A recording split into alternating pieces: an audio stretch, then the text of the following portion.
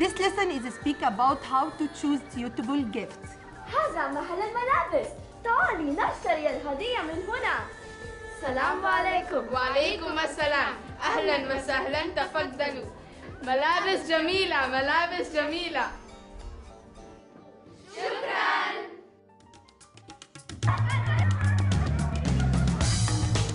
For these young students, even the sky is no limit. They dream big and fly even higher.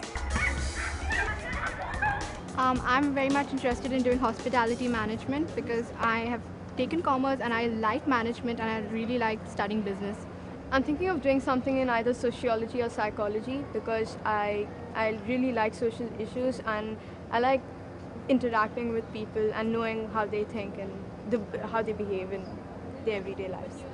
I think after my boards, where my mind settles, that's where I'll go. But to narrow down, I have thought of choosing either psychology or law. Helping them is the Indian School at Dubai. Found across the Middle East, these schools cater to all students, not just Indians. After all, being situated at the crossroads of the world where cultures collide has given them an international perspective. We at IHS believe in creating proactive global citizens. We want a wholesome development of the child. Everything is bigger and better in the UAE. Even a school drama is no exception. It's my first technical rehearsal for a play that I'm directing called War Horse. It's all about the friendship between a horse and a boy. Whether in class or doing extracurriculars like this play, Kevin's students enjoy the best of East and West in their everyday life. It gives me that chance to work with different students of different nationalities also. American, local, Indian, Pakistani, all of them have different personalities and it's wonderful to see where I can go and what I can use and how far I can take these students in terms of productions. Like others who came here, Kevin too has had to build up a support system in life and at work. And now that he has, there is no place quite like Dubai. The first years when I first came in and I had no contacts, it was really, really difficult.